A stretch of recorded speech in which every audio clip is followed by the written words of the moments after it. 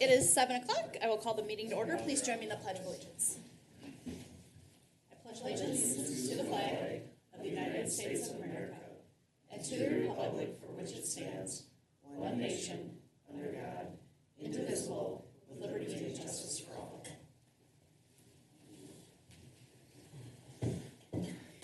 All right. Can I get a motion to approve the agenda, please? I'll make a motion to approve the agenda. A motion by Councilmember Sayre. I'll second. And a second by Councilmember Pershman. Any further discussion? Nope. All those in favor say aye. Aye. Opposed, same sign.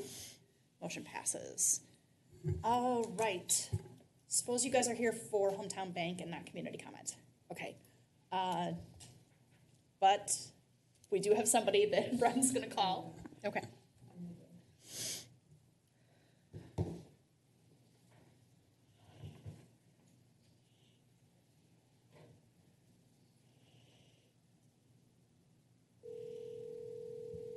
I feel like Who Wants to Be a Millionaire? Like live call people too. Hello, this is Carol. Hey, Carol, it's Brett Merritt calling from the city of Carver. How are you? I'm good. I'm Great. good, fine. Great. You're on with the city council here at community comment. So if you want to state your name and address, and then you're welcome to address the council. Where do I put my name and address? You can just say it. Pardon? You can, or I'll say it. So this is council. This is Carol Hammer. She's at 1011 Sunny Ridge Drive. Yeah, but how do I get onto Zoom or Facebook or whatever? The council can hear you, so you can just talk. Oh, okay. Yep. Hey, Carol, it's Courtney Johnson, the mayor, so we can all hear you. You're on Brent's speakerphone, so go ahead. I'm calling about the bus. It was such a wonderful service that they had when they would pick us up and take us to the airport. And we have a trip coming up in next month, and when I called to see if they would pick us up, they said they no longer did that because the city council had canceled their contract or their whatever. So I'm calling to ask you to reconsider to reinstate that service. All right. Thank you, Carol. I appreciate that feedback, and I appreciate you calling in and participating. First of all, can you hear me okay? I can hear you, yes. Okay, super. So that was something, and this is Courtney speaking again. I'll speak on behalf of myself and myself only, but this was something that we reviewed at a city council meeting earlier this year. And for me, we were getting really, the amount that we had budgeted for the Southwest Prime service was very quickly approaching the number that we had budgeted for the previous year.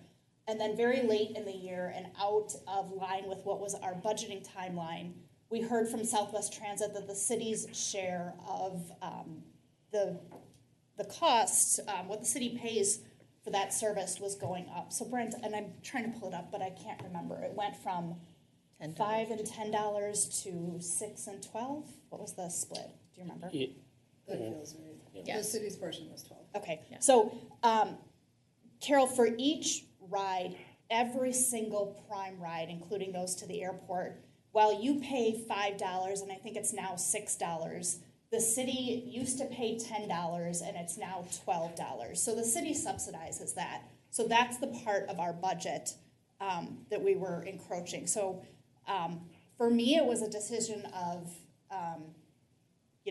needed travel versus travel that, didn't necessarily serve needs. So with that, we narrowed down the scope of the rides to just more of the essential Prime service and then Prime MD for the city of Carver residents. So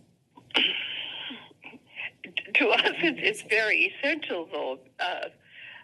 To drive to the airport is almost prohibitive for us, and there's no place and to park there is really horribly expensive.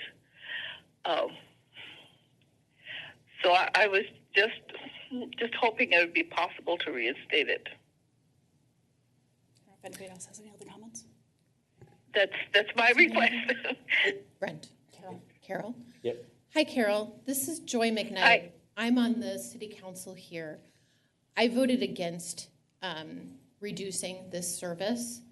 I am a strong advocate of transit within the community. And we have, our city council and staff have a strategic planning session coming up where we identify the priorities over the next several years and put in place some initiatives.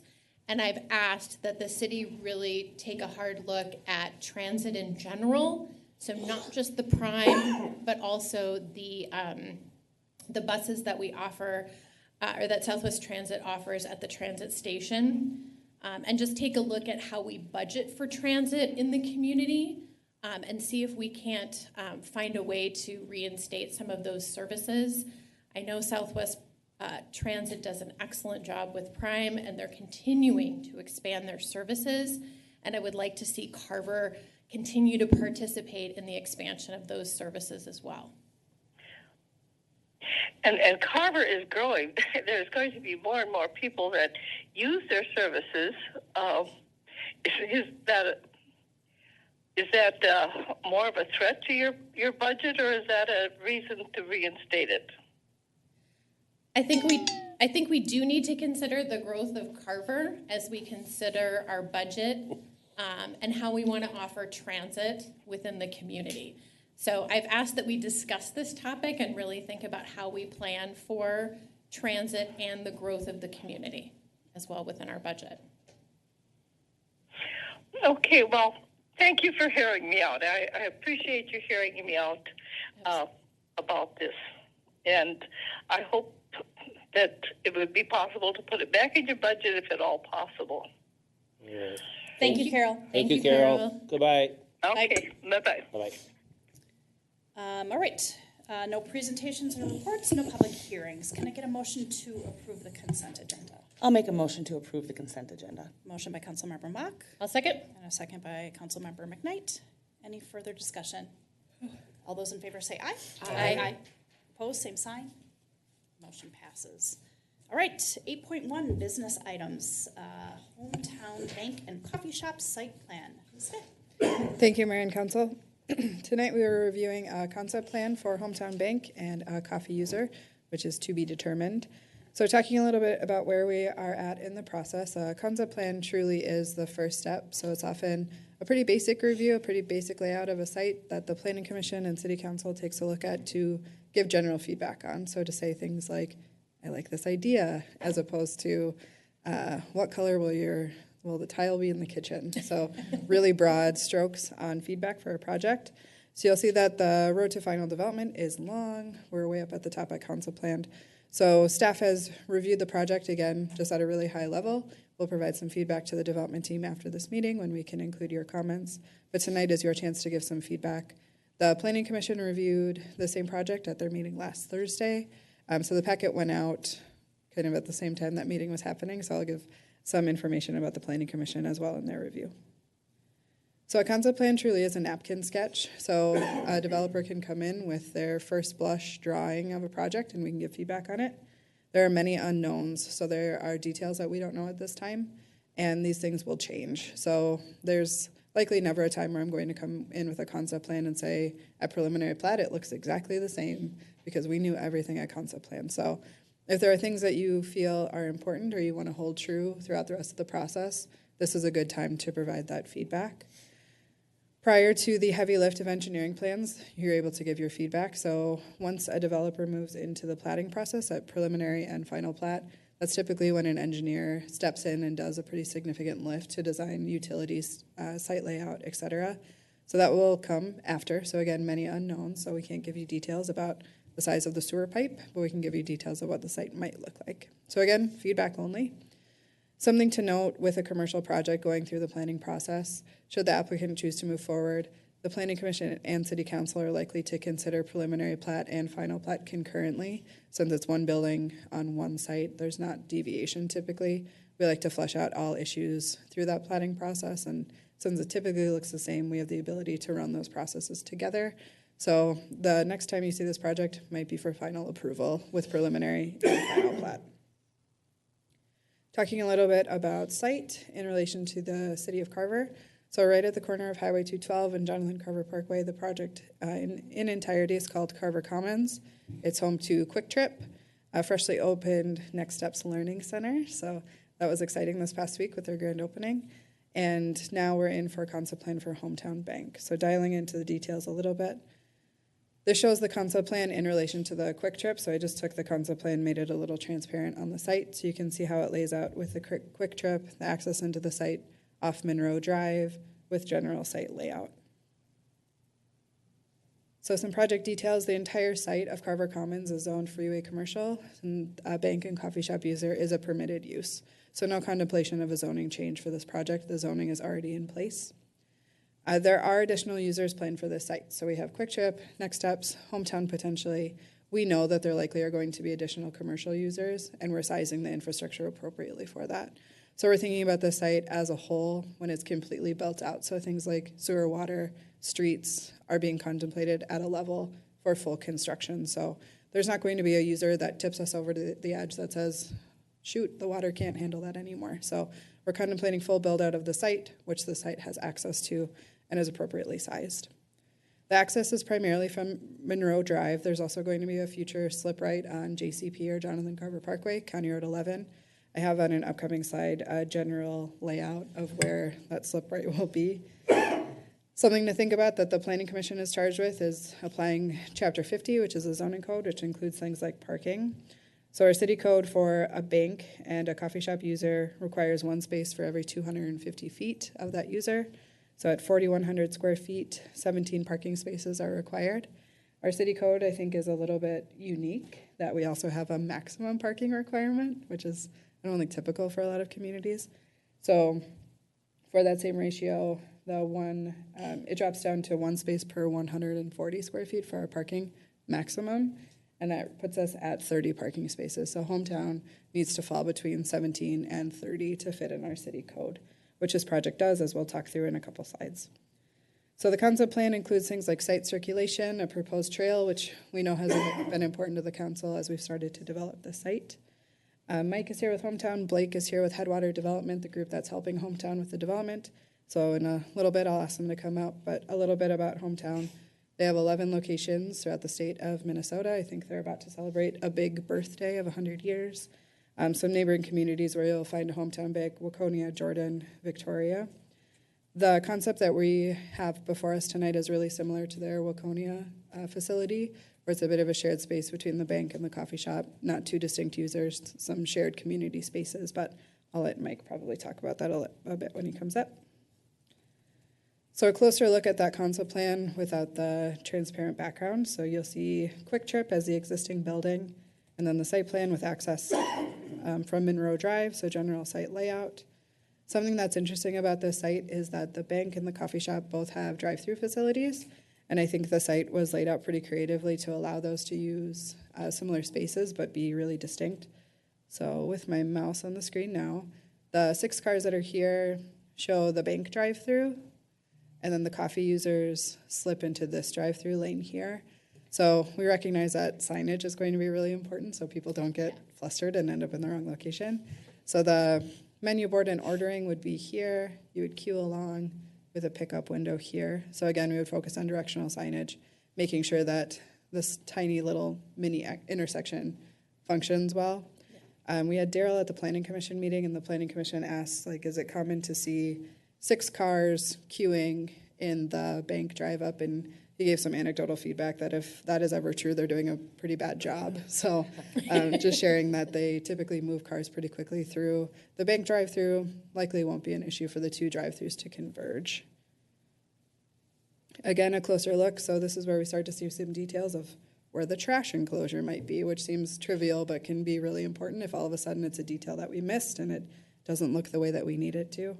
So in general, here you see site layout. The proposed site plan right now has 41 parking stalls, so we're going to be playing with that a little bit. As a development team, so we have discussed site circulation in general, just ways that we can make the site more efficient. So I would say the next time you see a preliminary plat or a final plat, if it moves forward, I would say some of those parking spaces might go away for increased site circulation. Just knowing what we know about the access from Monroe Drive being a one-way. We're not sure that's the most effective use for a bank, coffee shop, and gas station to use. So it's a tough thing to probably describe without seeing it, but we are being cognizant and thoughtful about site circulation to make sure it works for this site, but also knowing that several other users might use that access into the site and what it looks like long-term. The X line here is the trail, which we know is important to the council, having site accessibility not only for cars, but also pedestrians, bikes, etc. So as I mentioned before, the slip right off JCP, we contemplated this part of the project with the JCP project, the County Road 11, with the county. So if you're driving south on JCP, next time you're doing it, I would ask that you start to pay a little bit of attention, and you'll see a little blip in the pavement, and you'll start to understand that that's where the slip right is.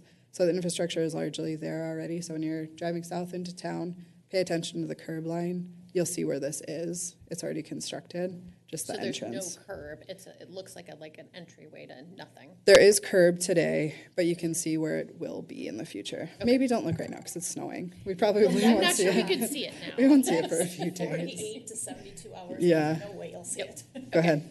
Yeah, you'll see the right turn lane. You'll see the taper for the right turn lane. Okay. And then there'll be a straight segment, like where the new curb returns into the site here would be, and then it gradually tapers back. So. Okay. So in 2 to 3 months, look on JCP. We'll see it. Okay. Looking for it. Yeah. Okay. Something that we get asked about often is like, when does that become functional? What does that look like? We suspect once the user north of the bank comes in, that their infrastructure will hit that right in, right out, and that will come on as part of our system. So right now, if we had it, it would be a slip right into nothing. Mm-hmm. So we're waiting for that next user to come in, but understanding that there will be another access point into the site. Will that slip also include not just car access in, but also trail access in? Yes, we think long-term. It's been a little bit tricky putting these together, just not knowing what the next user is, but it would be our intent that you could access that you would there have too. both. Okay. Yep. So the Planning Commission went over just some details of the project. They generally were supportive of the project.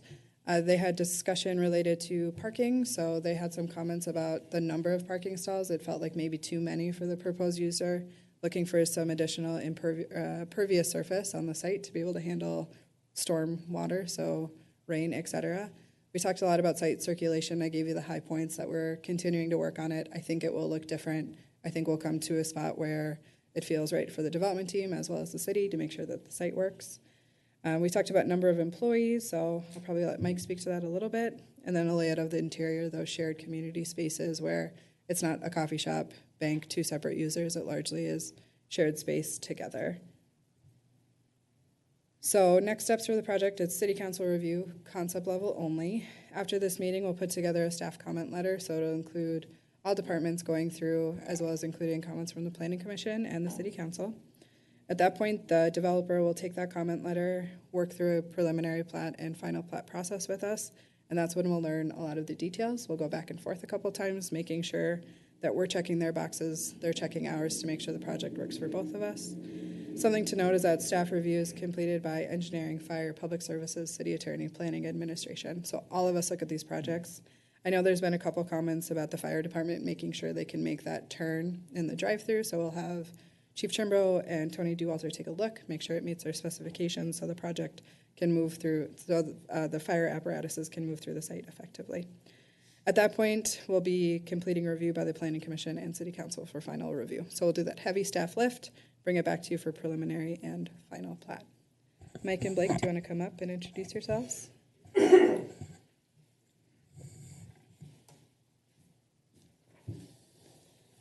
evening, welcome. Thank you. Hi, I'm Mike Orth with Hometown Bank. I'm the Chief Development Officer at Hometown. Blake Margison, Associate at Headwaters Development. Welcome. So I know that you guys want to tell us a little bit about the project? Something that Aaron didn't cover and kind of volley to you guys was employees, especially.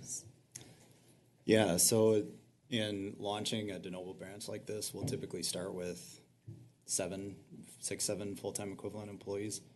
And then as the bank grows over time, we could have, right around, Daryl mentioned like 10 to 15. That's pretty accurate. Okay. And do you know, I know it's not your business, but rough idea for the coffee shop of employees? Yeah, they have mostly part-time employees, and there's a lot of them. So they employ, could be upwards of 30 per location. Great. I have a few questions. Are you, I don't know. Are you done? Yeah, let's open Questions? up for discussion. Go ahead, Kristen. so for the coffee shop, is that meant to have, I see there's some outdoor seating, but it will have indoor seating as well? Yeah, we'd like to have a really nice presence for outdoor seating as well. Okay. We're conceiving of maybe almost like a 3-season type of area, Okay, but it will have both. okay. So as we go through the drive-through here, there's kind of that triangle there that isn't anything. What do we envision that looking like? So as they come in through the drive-through for the coffee shop, there's that empty triangle shape. Top of where your pointer was. Yep. There, yeah. Yep. Yep, so I believe that's all gonna be just landscape. Okay. So we haven't finalized what that landscape will look like. And as Aaron kind of alluded to, this is really just a first draft. Even from this point, we already have some revisions along the same lines that the city planning was discussing. So this will slightly change, parking will slightly change, flow will slightly change, but this was just kind of the first version that we got down on paper. So you can't tell us the color of the tile in the kitchen. I don't want to know the tile. I actually don't care what the color is for the Something Aaron tile. alluded to. Yeah, I know, I remember. When I think something that was just brought up was a really good point. So we have to think about employees parking here during the time that they're open as well. And then when you add people coming to visit the coffee shop, I don't want to make the assumption that everyone who's coming is going to be going through the drive-through. Right. So for me, parking and a lot of parking is actually important because again, if you're having just to start off with 7 full-time employees, that's 7 spots that are gone. Now you're looking at however many, let's say they're running 3 to 5 at the coffee place, you're taking those out now for any customer parking. So I would be in favor of seeing as much parking in the area as possible because it always seems to be at a premium at some point. So other than that, I think it's a really neat concept. The drive-through cross with all that is really interesting. So apparently it works because you've done this before with this kind of setup. Yeah, it's a puzzle to try to figure out how to make the 2 drive-throughs work. And we've kind of wrestled with a variety of different ideas. I think this circulation is going to work well. We'll have enough of a yield for our customers in the bypass, and then the coffee customers coming from a stop. I think it's safe for them to intersect, and it's going to be a busy coffee shop. I think that vehicle stacking is important. There's going to be a lot of people pulling through there. That's all I had. Okay. Eric? So I was at the Planning Commission meeting, and as a result of that, I went on site today, this morning, to take a look at the Waconia location, understanding that that's really the prototype you're looking at for Carver. Slightly smaller building. It won't have the businesses outside the coffee shop, correct? Yeah, we inherited, the building that we bought in Waconia 10 years ago was it was a large pharmacy, more like a Walgreens. So it was 12,000 square feet. We're talking 4,000 here.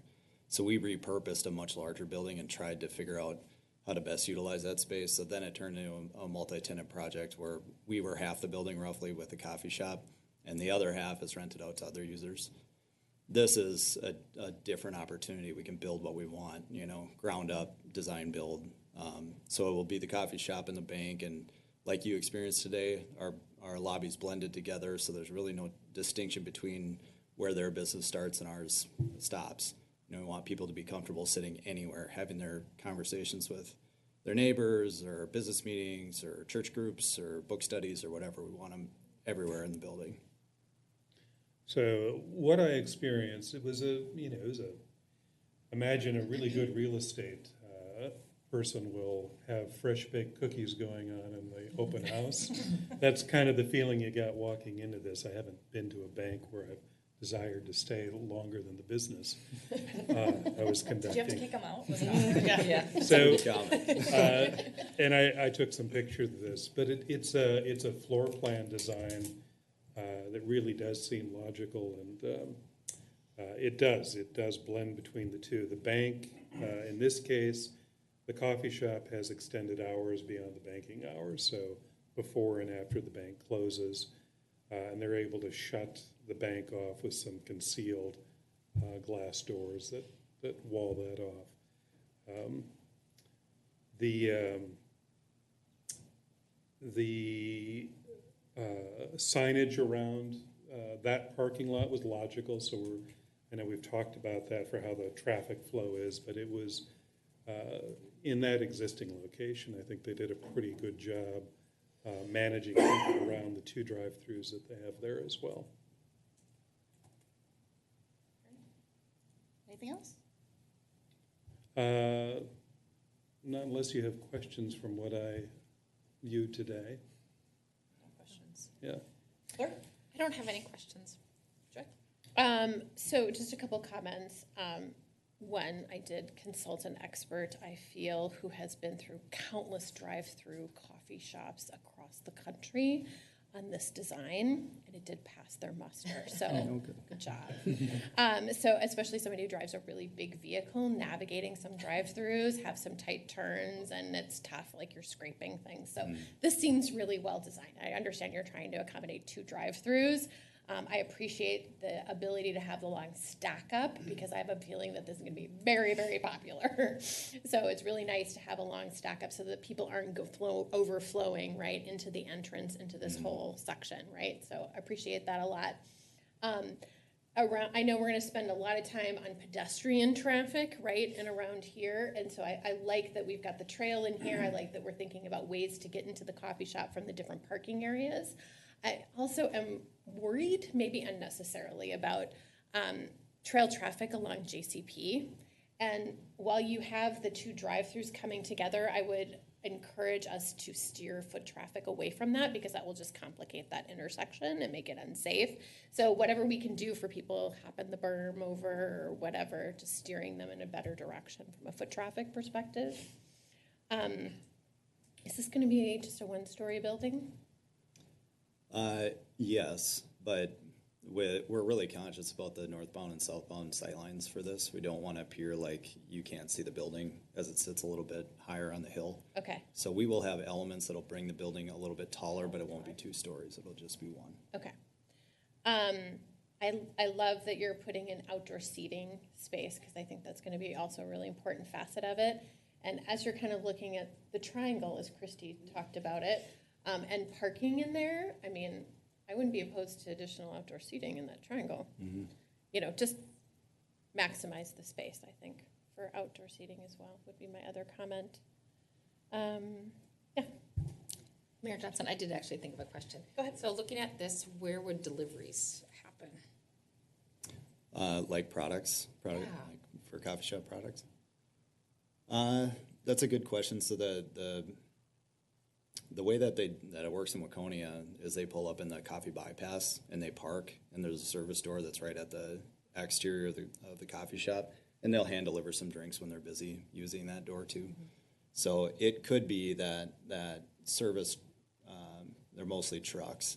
They would pull in the coffee shop lane and use that bypass lane, park there, deliver product inside.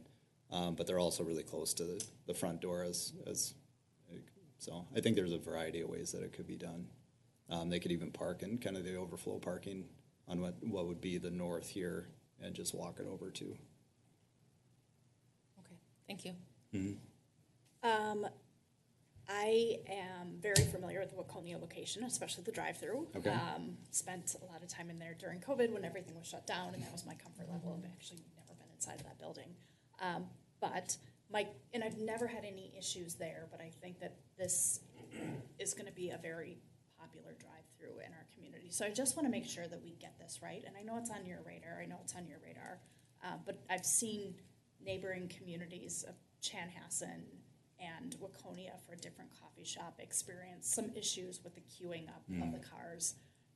If this is to scale, I see 12 cars in your drawing. That seems like a lot, but I feel like we should just plan bigger because it's going to be harder to find where those cars queue up, as Chan found out recently after the fact.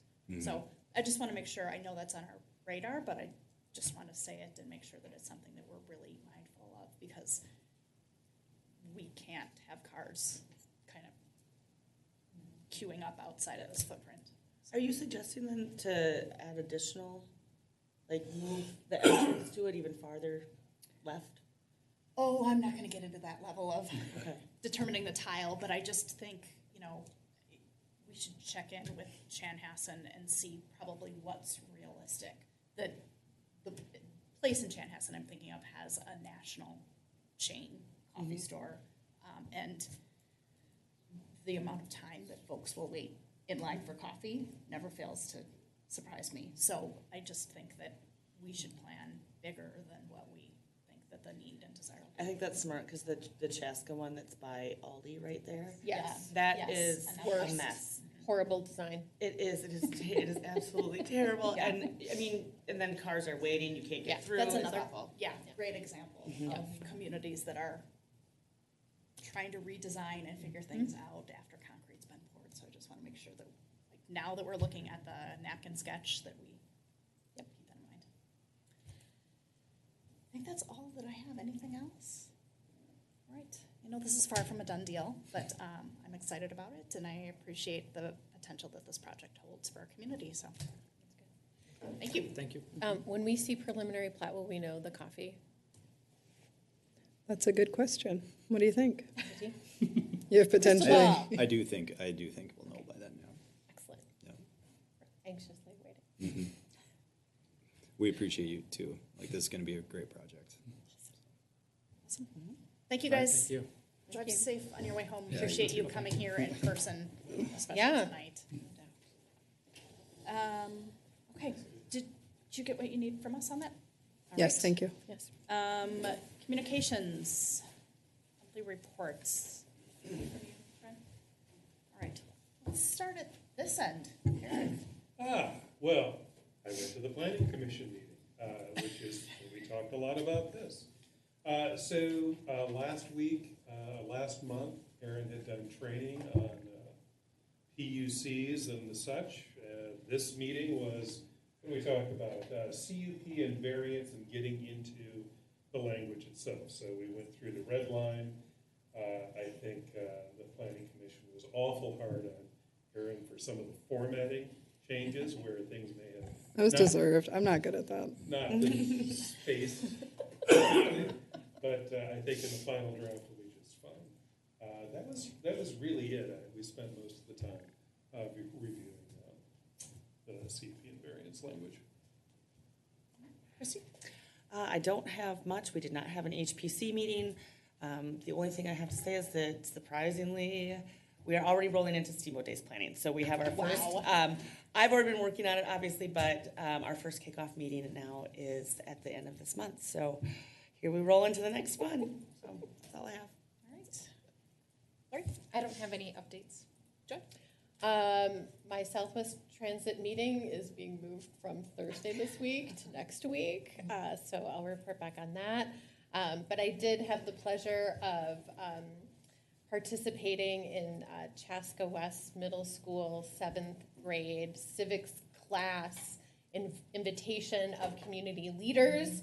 So I participated with a council member from Chaska, as well as one of the county commissioners with the class. So the 7th graders got to ask us questions, really important, hard-hitting stuff like when is the Costco opening?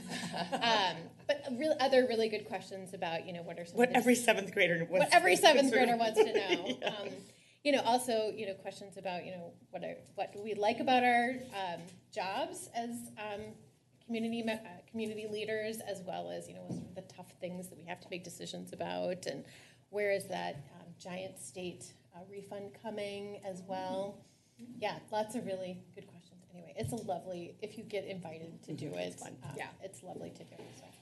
Did you get the how much money do you make question? Yes, we did, and so I learned that Chaska city council members make more than we do. It's a little bit of a gut punch. Yeah. That's all I got. It's not Brent's fault. Yeah, that's not. I know, but I just went, oh, you make more money than I do. Oh, okay. I'm sure we work harder. Okay, thank you. Let's see, just a few updates for me. We had a Carver County Mayor's meeting, a few new faces there with the recent election cycle. The new Waconia mayor was there, so it was great to get to know her a little bit better. I spoke on February 11th and will again on Saturday. The League of Minnesota Cities is doing their newly elected leaders conference, which I think many of us have participated in. And they did a panel discussion with me, a city manager, and another city council member, just talking about kind of lessons learned and really good questions. So that was down in Mankato almost 2 weeks ago, and then Saturdays will be in Plymouth. Aaron alluded to it, but I wanted to recognize it. Next Steps Learning Center opened up last week. So if you had the opportunity to go tour it, they had 2 open houses. So it was cool to see their facility. And then it was also an open house, not only like for the public and for the nosy neighbors like me, but also for their families. So it was also really fun to see parents leading children in and being like, this is your teacher and this is going to be your room. So really cool to see that. Last Friday here in Carver, we had a SWCTC, which is the Southwest Corridor Transportation Commission, meeting where we got some updates on some of the projects that group is focusing on, like I think it's 186th Street in Chaska, and then the Highway 5 expansion, and then of course an update of where things stand with the 212 Phase 2 expansion. And Lyndon Robgent from the county was the one who gave those updates. I had mayor's office hours last Saturday, and I had a couple of folks show up for that, so that's always great. I walked them through, they were bringing up, both of them had snow shoveling complaints of all things, and it just so happened that they both had concerns about that, but was able to walk them through the website and the report of concern and how if you don't want to say, hi, it's Courtney, I've got another complaint again, that you don't have to include your name or your contact information, you can still submit the concern. A couple weeks ago, since we last met, I connected with Representative Nash. So we all know that we were redistricted outside of his district, but he still continues to be working on our behalf and advocating really hard for Carver and our levee improvement project. So the update that he shared with me is that we are in the House's bill for $6 million for the levee project. So again, it's a marathon and not a sprint. Lots of work to be done before the ink is dry on the bill, but it's good to hear that that snapshot in time, the 2 bills align. So really excited about the potential of that, but cautiously optimistic. We spoke probably close to 2 weeks ago, and he thought, and everything that I've heard is that the bonding bill is going to get done sooner rather than later, and he thought that it was going to be done in the next couple of weeks. So if his prediction proves true, we might have something before the end of the month. So update on that. And then I just wanted to give Aaron a shout out. We've got a lot of phenomenal staff. We're all sitting in this room, but I watched the Planning Commission meeting this afternoon, and they are doing some really heavy lift and wordsmithing and going through and making sure that everything is readable. And they're laughing and joking and they're having fun. And these are longer meetings for the Planning Commission. It's over an hour, and you're just doing such a great job of keeping folks engaged and making sure that they understand what they're doing. And everybody came prepared. It just seems like all around a really good group, and that's largely in part to all the work that you're doing. So thank you. Thank you. It looks like you're ready and maybe anticipating my next ask, or you were going to tee this up, but I'm just wondering if you can give us a quick overview for the snow event that we're going through right now. Actually, I was just going to extend an invitation. I know a couple of weeks ago, the mayor came on a ride-along in one of the large snowplow trucks, so we've heard some other requests, so it's I don't know, Courtney, if you want to explain the experience. It's long hours, it's grueling, it's overnight, but we can definitely do it in the day. If you wanted to coordinate a time, you can contact me directly, so it would either be with myself or Paul Schultz, the superintendent. So, yes, we went, I think it was a Friday afternoon, and I was with Chad for an hour. We went, I think I met at Public Services Building at about 1 o'clock in the afternoon. And as difficult as you might think that snowplow driving is at night, because it's dark and you can't see or whatever, it's really, my experience was that it's really hard during the day because there's the pizza delivery driver, and Fridays are garbage days in parts of Carver, so you're trying to navigate around the garbage can bogeys. And Chad did a great job. There's the dump truck portion, and then there's the brine that you're putting down, and there's a wing, and there's a plow, and there are like 8 different things, and he's carrying on a conversation with me and talking me through the process. So really, really insightful, good. He didn't make me sit on a 5-gallon bucket, so there's always that, and I appreciate that. But yeah, if you have the opportunity, if that's your thing, on a personal note, I was worried about getting motion sickness, not an issue, so like don't let that dissuade you. So, but a really great opportunity. But I'm wondering, you know, like a lot of folks in our community are bracing for snowfall that's measured in feet and not inches. Can you kind of talk through us? We've seen a couple of plow trucks drive through while we've been sitting here tonight, but.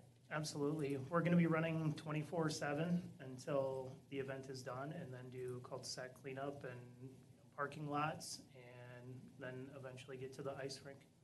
So it'll be a long, drawn-out effort. We did a little pep talk with the staff today, and just expect long hours. So they're ready for it. We're prepared. So should be just like any other event, just a little bit longer. Great, thank you. I have something for Chad. Go ahead. Okay, so when we're out plowing, so I know after the last big snow event that we had, I had a couple of different residents contact me from different areas in Carver, and that the roads weren't being plowed maybe as close to the curb as that they were used to, and then that was narrowing the road, so people were having trouble with 2 cars passing in some of those areas. Can you talk about that? I mean, I realize there's going to be a lot of snow, but at the same point, we can't be bottlenecking down traffic as it's going through. I think the biggest concern was just when we had that large snowfall, we couldn't go fast enough to get the snow to kind of surpass that windrow along the curb. So we do have another piece of equipment that we take out after the streets are cleared to bench that back. It's a large loader with the plow and wing, and we just push it back for a little bit more snow storage. So we are cleaning up those areas. Okay. After the event. All right. I just wanted to make sure that you knew that because I did it. It was a few different residents that had talked to me about it. So. Yep. And we made note that one of our staff meetings, just get closer to the curb. Okay. Great. And then when it comes to riding in snowplows, I just would like to say that I did the simulator at one of the open houses up there. Oh, yeah. I should never be allowed to drive a snowplow. I ran over a lot of stuff, including fences, and I got lost. I got lost driving in the simulator snow. I couldn't find the road. I couldn't get back to the road. We'll let you take care of the driving. I did pretty good. Brian Skoke said he was going to hire me after watching me. All right. I have a question. Go ahead. So, Chad, do the employees have to drive into Public Works building and then get in whatever equipment they're using, or do they take trucks home? They take everything out of the Public Works shop. So they have to drive to the shop first? Yep. And then, Yes. and then is it 8-hour shifts or 12-hour? Or Depends on the event. okay, so what will it be the next few days? Probably that 10 to 12. 10 to 12? Depending on conditions. Great, thanks. I'm consulting my calendar over the next couple of days. I'm going to find a window. Okay. I just saw a truck go down. We could make it. Yeah. All right. should've got it right Thank down you here. very much. Appreciate what you do and understand that it's going to be a longer, more drawn-out event this time around, I think. Right. Anything else? I have signed up for a ride-along. Good. And one other thing the mayor should know, that I've also prepared her introduction for her next panel engagement with the League of Minnesota Cities. Oh, really? Does it include snowfall? Now it does. And motion sickness. I had a very nice introduction to the other one that Brett helped with. So, all right, with that, I would entertain a motion to adjourn if nobody else has anything. I'll make a motion to adjourn. A motion by Councilmember Pershman, I'll second it. a second by Councilmember Mock. All those in favor say aye. Aye. Opposed, same sign. Motion passes. All right, good evening, everybody. Drive